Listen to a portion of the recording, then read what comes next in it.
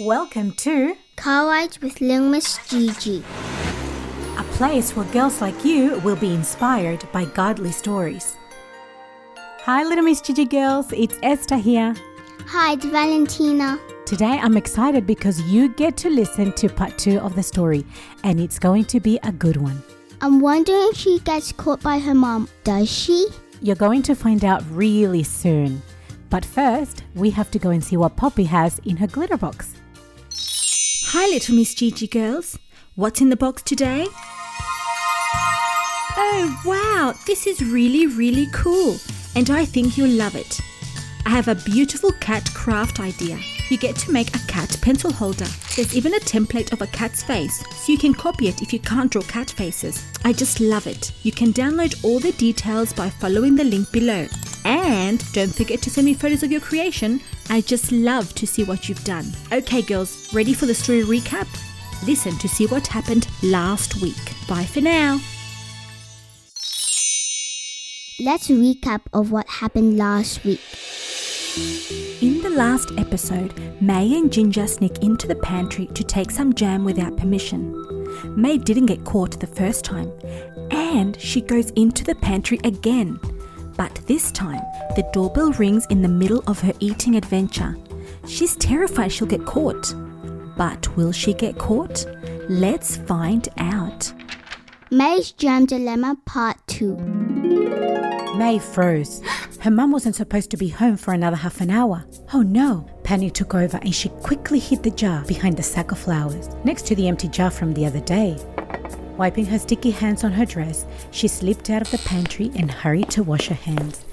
Then sat at the kitchen table, pretending nothing was wrong. May waited for Mum to come and get her, but nobody came. Maybe it was someone else? She stood up and peeked out of the kitchen door. "What do you mean it's not there?" the tall woman asked angrily. "This morning I looked everywhere and couldn't find it." Layla's voice sounded teary. "I will go and look again. Please, just wait a few minutes." Layla made her way to the kitchen and patted May's head as she walked through the door. She went into the pantry. May could hear shuffling and rummaging and Layla mumbling something. Red-faced Layla walked out of the pantry, empty-handed, and headed to the front door again. May watched the scene with interest. What could be happening? "Sorry is not good enough. Layla, you are missing some of my order. If this happens again, I will find someone else more responsible." With that, the tall woman left. Layla gasped. Please, Mrs. Warren." "I don't want to hear it, Layla." A door slammed and the car roared out of the front gate. How dare that woman speak to Layla that way? If only you could have scratched her shoes, May told Ginger. Slowly, May walked towards Layla. "Are you okay?" she asked as she reached up to hold her hand. "I'm all right, honey. Just getting too old." "Can I help?" May asked hopefully. Layla smiled. "Not unless you can get me a jar of my special raspberry jam." "Raspberry jam?" May's heart started beating faster. "Why?" Layla ran her hand through her short dark hair. "Mrs. Warren is missing one jar of jam. I had all the boxes ready, but I'm missing just one jar. I don't know what happened. I never forget an order." May gulped and looked at Ginger to rescue her. The doorbell rang and she exhaled. It was Mum. As May headed to the car, she overheard Layla telling her mum all about the visitor from that afternoon. Layla sounded anxious. On the drive home, May was strangely quiet. "May, sweetie, are you okay?" her mum asked. "Yes, just thinking about Layla." "Oh, I know, honey. You really love Layla, don't you?" May nodded and tried to avoid her mother's gaze through the rearview mirror. "So, what happens if that woman doesn't get Layla's jams anymore?" "Well, Layla will lose her job. Her little business of homemade jams is very popular and she needs to supply to the deli stores." May frowned. Her mother spoke again. "Mrs. Warren buys a lot of jams every fortnight and pays a lot of money for them. Layla uses that money to pay her daughter's college fee. If she doesn't pay, her daughter can't study." May swallowed hard. Ginger looked up at her from his little cage, knowing that they were both hiding a terrible secret.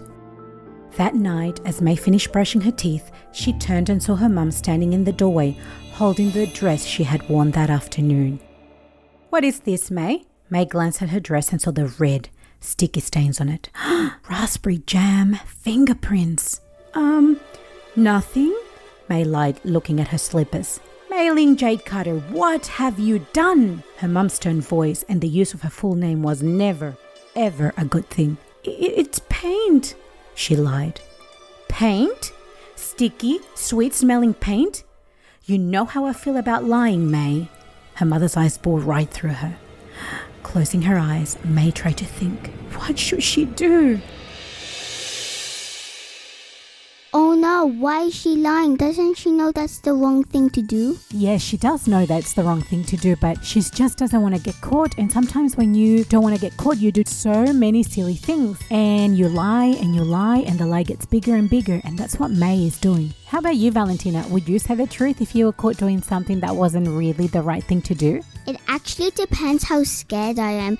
If I'm too scared, then I might tell a little lie.